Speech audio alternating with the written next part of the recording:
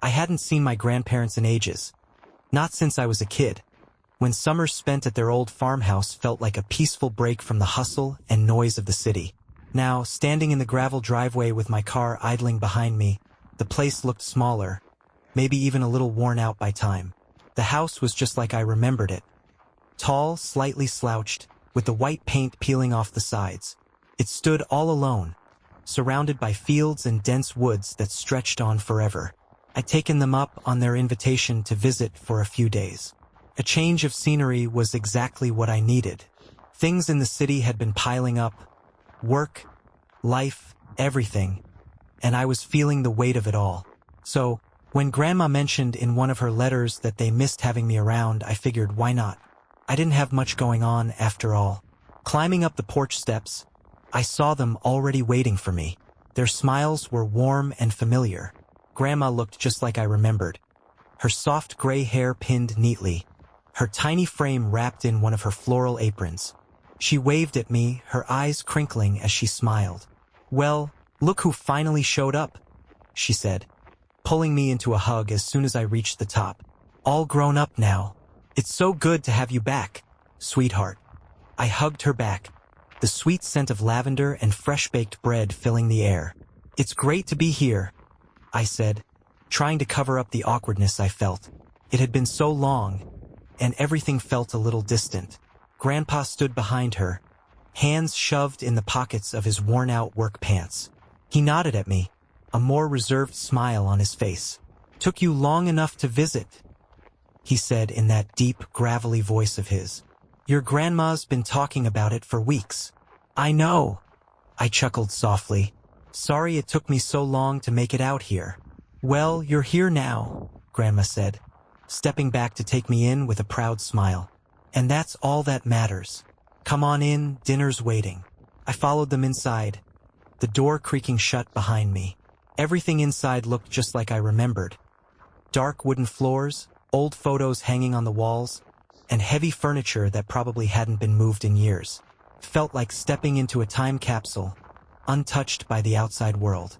As we made our way through the narrow hallway toward the kitchen, something caught my eye in the living room. I slowed my pace, glancing over my shoulder. Hanging above the fireplace was the big family portrait. I vaguely remembered it from my childhood, though it hadn't crossed my mind in years. It showed my grandparents, younger and full of life, standing in the center, surrounded by other family members. Most of them were gone now.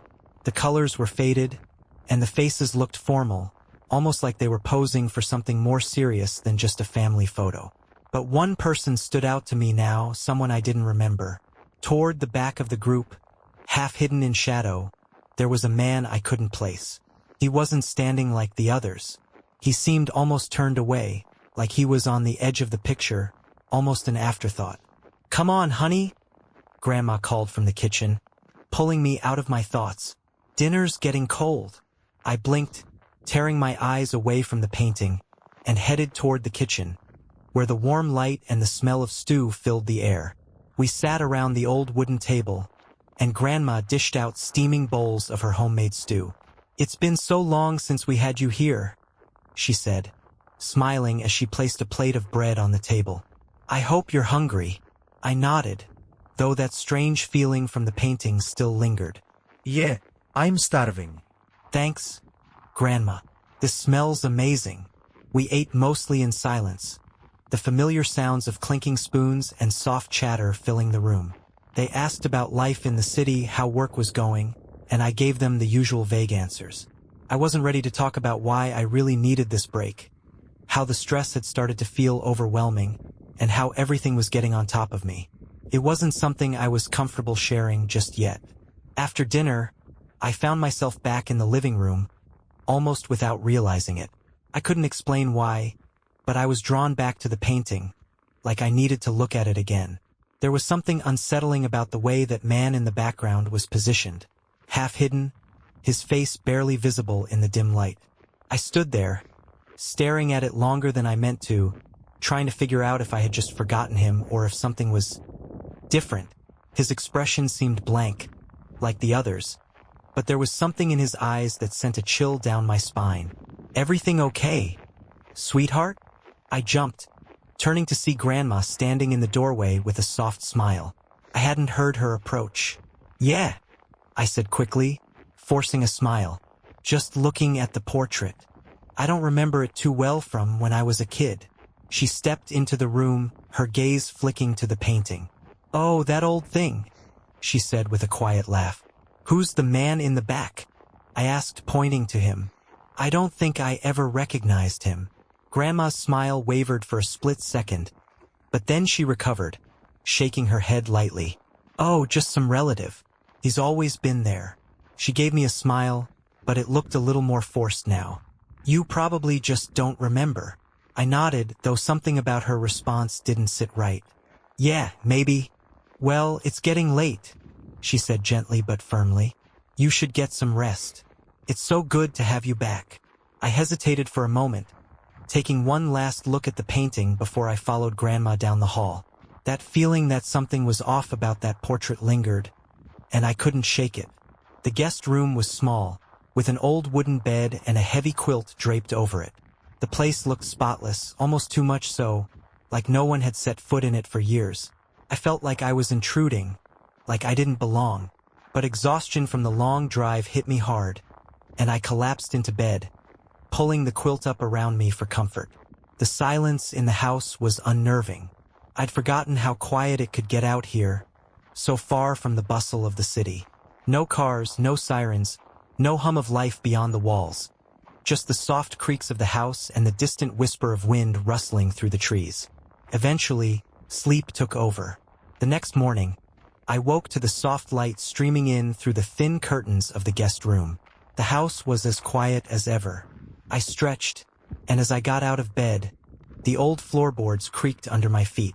The room still looked just as pristine, though the air had a slight mustiness to it, like it hadn't been aired out in ages. I glanced around, my eyes lingering on the closet door. A small chill ran up my spine, but I quickly brushed it off. Breakfast was simple: toast, eggs, and coffee. Grandma was already up, moving around the kitchen with her usual energy, while Grandpa sat at the table, flipping through an old newspaper. They seemed as calm and content as ever. I joined them.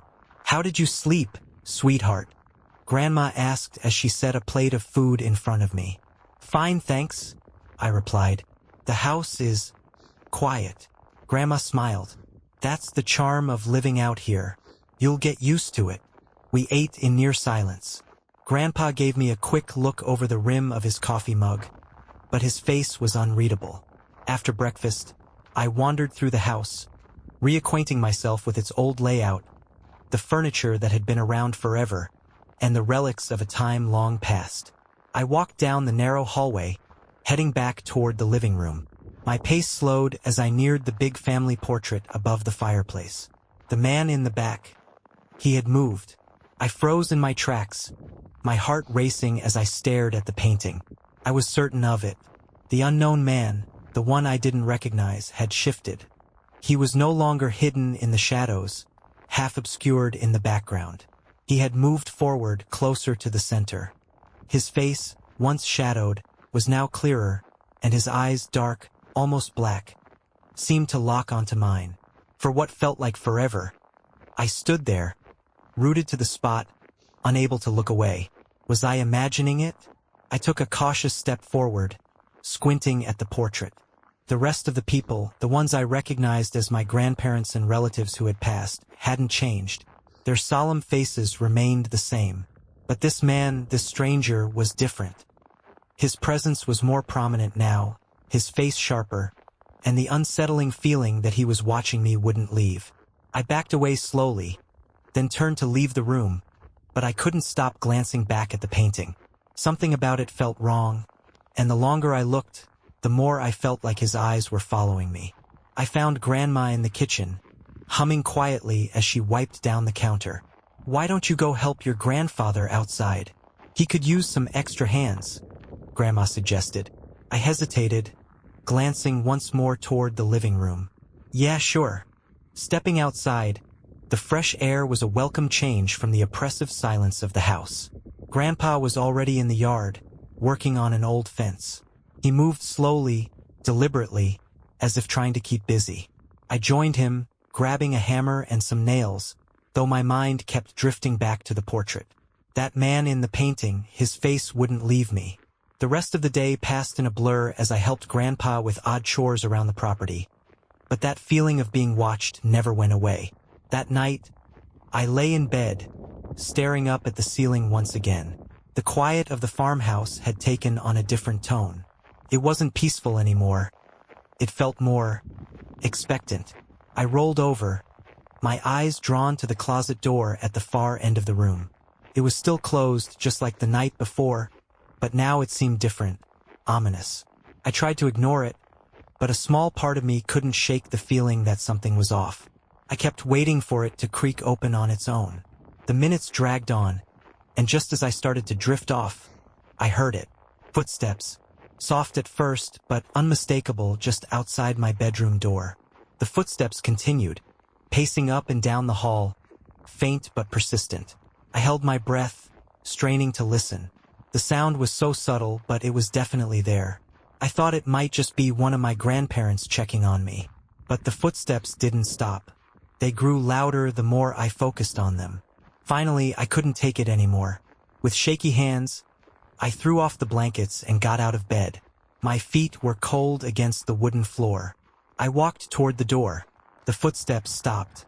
I stood there, frozen, staring at the door, listening to the sudden silence that filled the house. My hand hovered over the doorknob, trembling slightly. I turned the knob and yanked the door open. The hallway was empty. No one. Just the dim light coming from the window at the end of the hall. Everything was still. Nothing moved. The air felt thick, heavy with an unnatural quiet. I backed into the room, my heart pounding in my chest, and slammed the door shut behind me. My hands were shaking as I leaned against it, trying to steady myself. The footsteps didn't come back, but the unease lingered like a shadow I couldn't shake. The next morning, I woke with a weight in my chest. The events of the previous night clung to me, wrapping around my thoughts like fog. No matter how much I tried to tell myself it was just my imagination, deep down, I knew it wasn't. I got dressed and made my way to the kitchen, hoping that a normal morning routine might help lift the dread hanging over me. Grandma was already at the stove, humming softly to herself. The smell of freshly brewed coffee filled the air, and for a moment, the farmhouse felt warm and familiar again. "Good morning, sweetie," Grandma said with a smile as I sat down at the table. "How did you sleep?" "Fine," I answered, taking a sip of the hot coffee she set in front of me, forcing a smile. She smiled back, but there was something in her eyes, something guarded, as if she knew more than she was letting on. I spent most of the day outside, helping Grandpa with some small chores. He didn't say much, as usual, but his quietness was oddly comforting. The wide open space of the farm was a relief from the oppressive atmosphere inside the house. As evening came, though, the tension crept back in. The house seemed to shift as the sun set, becoming heavier, as if the darkness itself was pressing in. Dinner that night was disturbingly quiet. Too quiet. I noticed an extra place at the table. An empty chair, a plate and silverware perfectly set. "Grandma," I asked slowly, "why did you set an extra place?" She looked up, her expression calm, but there was a flicker of something in her eyes. "Oh, it's just an old habit," she said casually, like it was no big deal. "Even when no one's here?" I pressed, my voice shaking just a little. She gave me that tight smile again, the one that didn't quite reach her eyes. "Don't worry about it." I didn't know what to say. I glanced over at Grandpa, but he didn't look up from his plate. The silence around us felt thick, like a heavy blanket. After dinner, I found myself drawn back to the guest room. I was tired, but more than that, I was unsettled. The weight of the house, the eerie stillness, and the way my grandparents dodged every question. It was all too much. As I lay in bed that night, my thoughts wandered back to the portrait in the living room. I hadn't dared look at it again after noticing the figure had moved. But those dark, piercing eyes followed me, even here, in the supposed safety of the guest room. Just as I started to drift off, I heard it again. Footsteps. Slow, deliberate pacing, just outside my bedroom door, like the night before. My heart skipped a beat, and I felt a rush of cold run through me. I lay still, listening, back and forth. The footsteps continued, pausing just outside my door, as if waiting for something. They grew louder, more insistent. I squeezed my eyes shut, trying to block it out, but the sound didn't stop. I felt the presence of someone standing just outside, waiting. With trembling hands, I threw back the blankets and stood up. My legs felt like jelly as I walked to the door. My heart pounded, and my fingers hovered over the doorknob. I hesitated, the memory of the shadow from the night before flashing in my mind. I turned the knob and yanked the door open. Nothing. But as I turned to close the door, something caught my eye. The closet door. It was slightly ajar. My heart skipped a beat as I backed into the room. I hadn't opened the closet. I knew it had been shut when I went to bed. Then I heard it. Whispers. Faint, soft murmurs coming from the closet. Almost unintelligible. I stared at the door, my hands trembling. The whispers grew louder, but still, I couldn't make out the words. They seemed to beckon me closer, pulling me toward them. I didn't dare move, didn't dare approach the door. The whispers filled the room, their disembodied voices pressing in from every direction. Then, just as suddenly as they had started, the whispers stopped. The house fell silent again, leaving me standing in the dark, my body shaking, staring at the half-open closet door. I finally mustered the courage to approach the closet and closed the door. The next morning, I knew I couldn't keep pretending nothing was wrong. I had to confront my grandparents.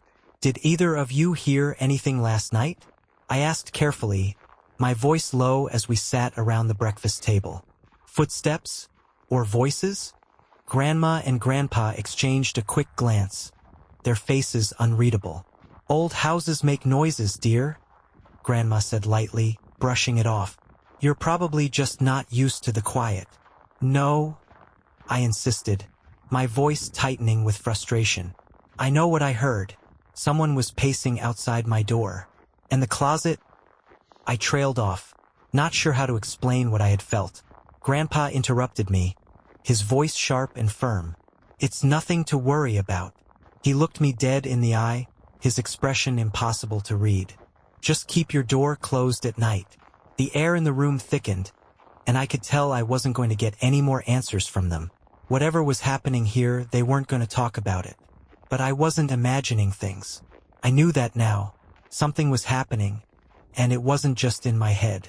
The rest of the day dragged on in a blur of normal chores.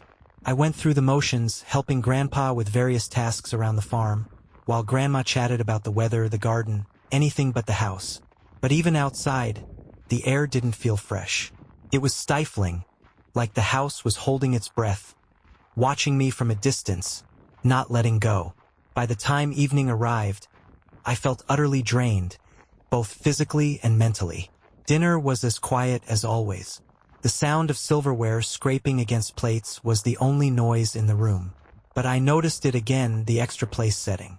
The chair at the table had been pulled out slightly, more than the night before. The plate was aligned exactly with the empty seat, and the silverware was neatly placed beside it. My heart raced as I stared at the chair. Then I saw it. A faint movement, almost imperceptible. The chair had shifted, just slightly, as though someone was sitting down. I blinked, trying to convince myself I had imagined it. But then the chair moved again. It wasn't dramatic. It didn't slide across the floor or jerk suddenly. It just shifted, ever so slightly, as if an invisible presence was settling into it, making itself comfortable. My throat tightened, and I glanced at Grandma and Grandpa, waiting for them to notice. But they didn't react. They kept eating as though nothing was out of the ordinary. "Grandma," I whispered, barely able to get the words out. "The chair, it moved." She looked up at me, her face calm and serene. "Oh dear, it's just an old chair." But her words didn't make me feel any better. There was something about the way she said it, the way she avoided my gaze. It chilled me to the bone. I wanted to say more, to ask why they pretended like nothing was wrong, but the words stuck in my throat. I just nodded weakly and focused on my plate, trying to ignore the chair. But my eyes kept drifting back to it, watching for any more movement. The rest of dinner dragged on in a heavy silence. I barely touched my food, my appetite gone, replaced by a gnawing dread that I couldn't shake. After dinner, I couldn't stay in the dining room a moment longer. I excused myself and retreated to the guest room, my mind racing. I paced the room, glancing nervously at the closet door. It had been slightly ajar the night before, but now it was shut. Still, the unease lingered. I sat on the edge of the bed, rubbing my temples, trying to make sense of everything. The painting, the strange noises, the moving chair. Felt like the house itself was alive, watching, waiting. Just as I began to calm down, I heard it again. The footsteps. I waited, expecting them to stop just outside my door like the night before. But they didn't. The footsteps kept moving, fading as they traveled down the hall. I stood frozen, listening intently. Then, after a long moment of silence, I heard it. A creak. The unmistakable sound of a chair moving. With trembling hands, I opened the door and stepped out into the hallway. The darkness enveloped me, and the faint moonlight cast long shadows across the floor. My feet made no sound on the old wood as I crept toward the dining room. The air grew colder the closer I got.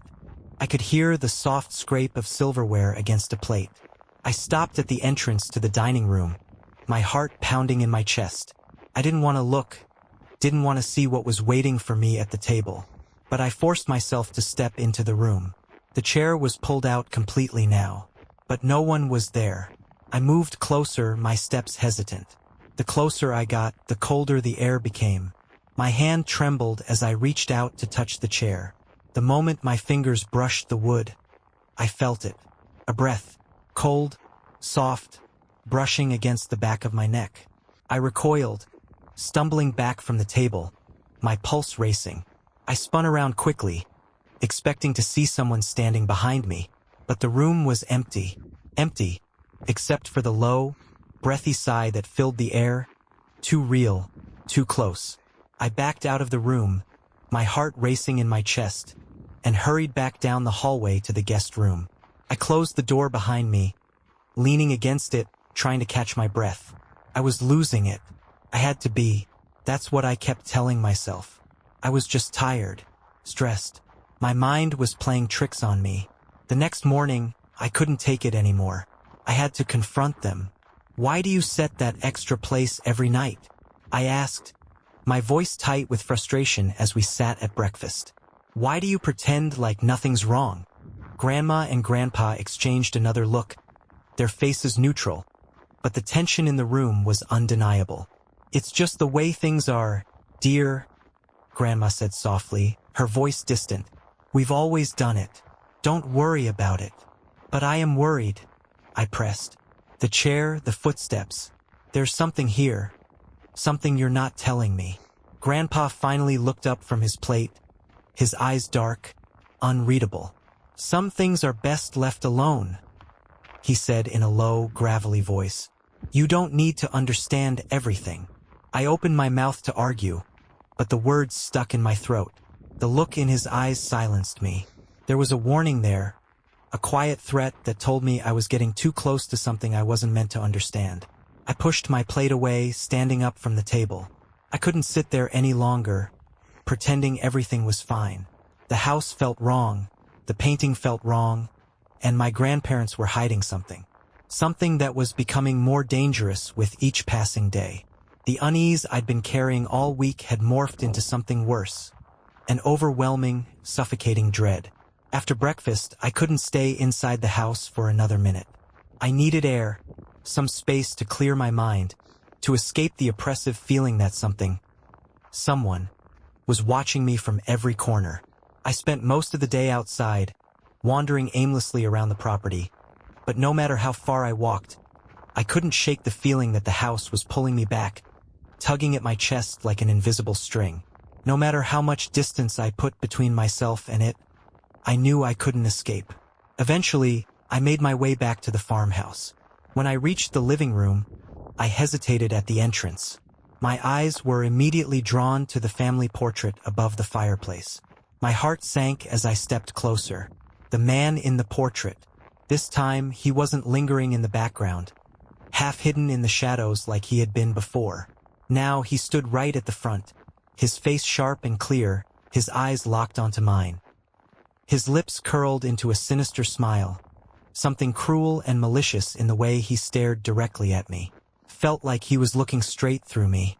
The rest of the people in the painting, the ones who had once seemed so familiar, had faded further into the background, their faces barely visible. It was as if the man had claimed the whole thing for himself, pushing everyone else out of sight. I backed away from the painting, my mind racing.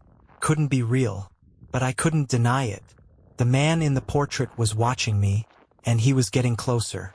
I turned to leave the room, my hand trembling as it gripped the doorframe. But just before I stepped out, something caught my eye, a reflection. In the large mirror on the opposite wall, I saw him again. The man from the portrait, standing in the doorway, his gaze fixed on me. I spun around, my heart pounding in my chest, but the doorway was empty. Nothing. No one. I stumbled back, almost tripping over the carpet, my legs shaking. My mind was racing. What was happening? Couldn't be real. I found myself in the hallway, my back pressed against the wall as I struggled to breathe. My eyes darted around, half expecting the man to appear again, but the hallway was empty. But then, something else caught my attention. The shadows. They didn't look right. I glanced down at the floor, my stomach churning with dread. The shadows cast by the dim light stretched unnaturally, contorting in strange ways. One shadow, the one near the guest room door, was far too long, too large.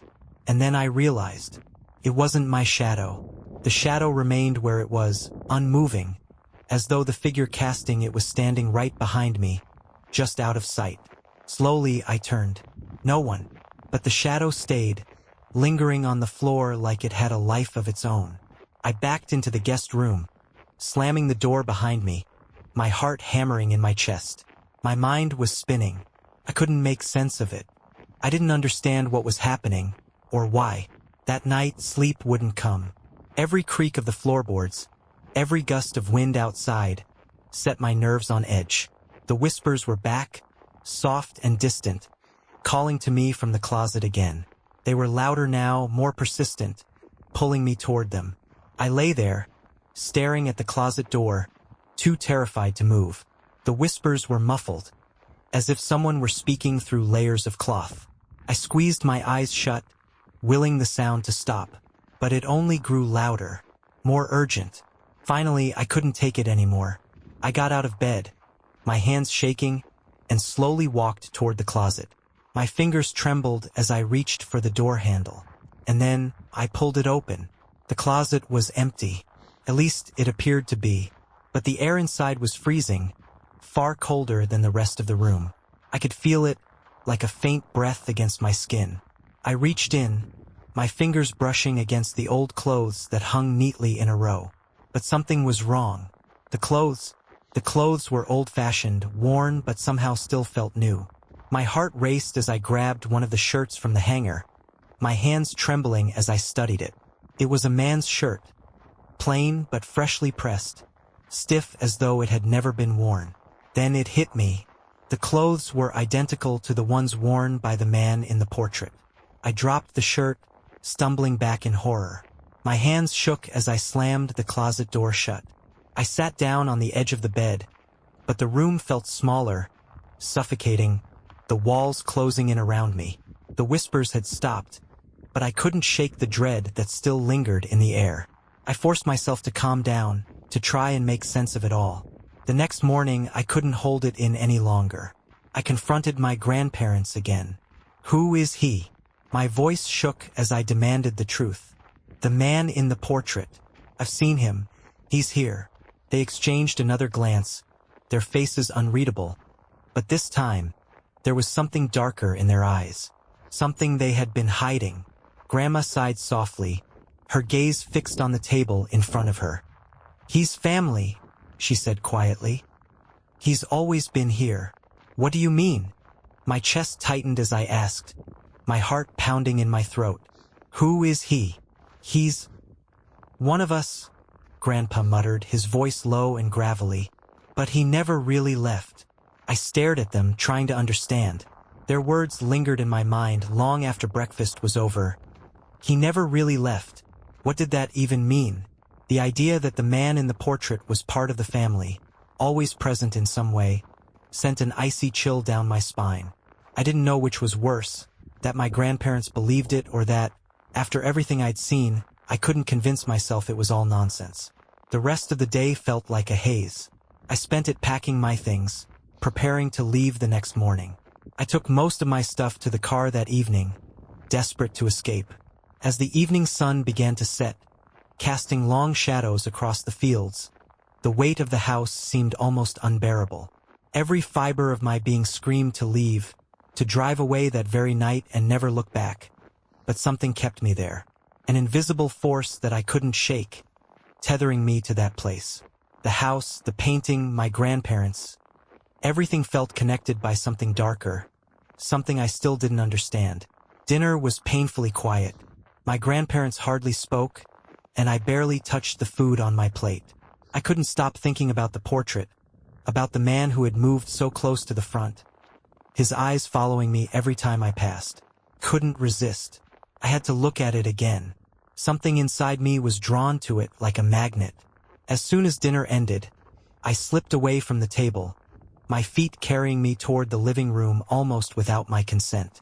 The moment I stepped inside, a cold chill rushed over me, freezing me in place for a heartbeat.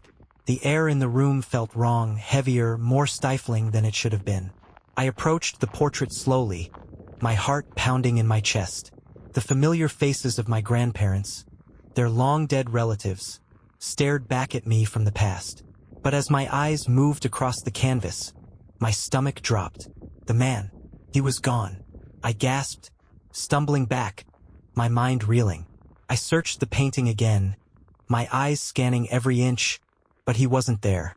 The other figures had faded further into the background, their faces barely visible. I stood frozen, my skin crawling with the cold realization that the man had left the painting. The silence in the room pressed down on me, suffocating, thick with something dark. Then suddenly I felt it, a presence. I wasn't alone in the room anymore. I spun around, my eyes darting to the doorway, but it was empty. My pulse raced as I took a shaky step back from the portrait, cold dread settling deep in my bones. And then I saw it, a flicker of movement in the corner of my eye. At the far end of the hallway, just beyond the faint glow of the light, stood a figure, barely visible in the dimness. I blinked. He was gone. I backed away from the doorway, but as I turned toward the hallway again, he was there. Closer, much closer. His dark eyes were locked on mine. I froze, unable to move. He was taller than I had imagined, his features sharper, more defined, more sinister than they had been in the painting. His skin was pale, almost gray, and his eyes, they were black, bottomless. I felt them pulling me in, drawing me toward him. He took a step forward. My body finally responded. I bolted. I ran down the hallway, my footsteps echoing in the eerie silence of the house. Panic clouded my mind, my heart racing as I turned corner after corner. I reached the guest room and slammed the door behind me. The room was dark, the only light coming from the sliver of moonlight slipping through the curtains. The air felt even colder here, thicker. A draft brushed the back of my neck, freezing me in place. Slowly, I turned my head toward the corner of the room. There he was, standing just a few feet away, his form blending into the shadows, but I could still see him, looming, watching me like a predator. The room felt like it was warping around him, the walls bending toward him. He didn't speak, but I could feel his presence, suffocating me, pressing in on me from every direction. I had to leave. Now, I threw the door open and ran. My footsteps echoed through the house as I raced downstairs, not stopping until I was at the front door. I grabbed my keys, stumbling out onto the porch. The cold night air hit me like a slap, but it couldn't chase away the terror clawing at my insides. I stepped into the yard, gasping for breath, trying to make sense of what had just happened. I climbed into my car, ready to drive away. But as I was about to pull out of the driveway, I glanced back at the house. And that's when I saw them. My grandparents were standing on the porch, their faces calm, almost peaceful. But something about the way they looked at me was unsettling. Like they'd been expecting this moment, like they'd been waiting for me to leave, and now they were waiting for me to come back. And then, behind them, there he was, the man from the portrait. He stood tall, his dark eyes glinting in the moonlight. His hand rested on my grandfather's shoulder, pale fingers curling around him, sharp like claws. They didn't speak. They didn't move. They just watched.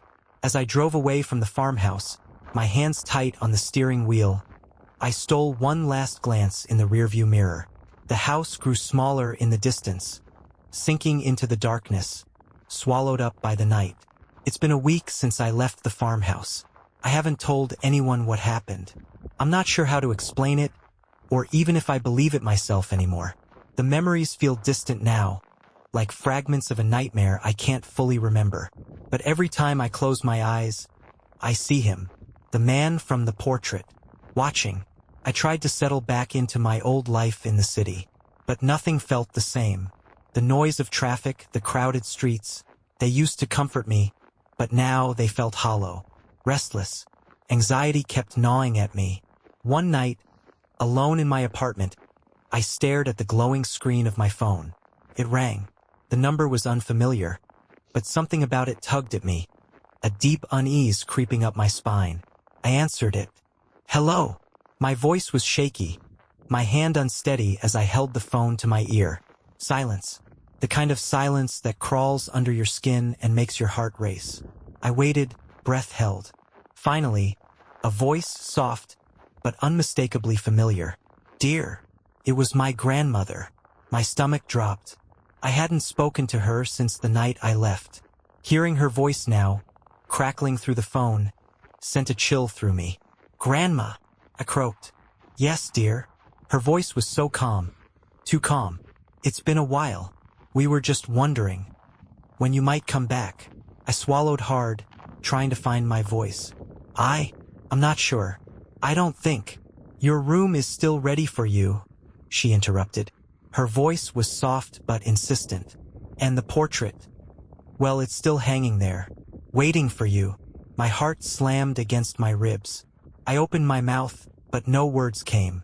And then, in the background, I heard it. Faint rustling. Someone shifting around, moving something. Then a voice, deep and low, like a shadow that had followed me all this time. I'm waiting. It wasn't Grandpa. It was him. The line went dead. I dropped the phone, my hands shaking as cold sweat coated my skin. He was still there. Somehow he had reached out to me. The man in the portrait. He wasn't just a distant relative. He was something else. Something dark, something tied to that house, to my family. And now it seemed like he was trying to claim me. I didn't sleep that night, and I don't know if I'll ever sleep again.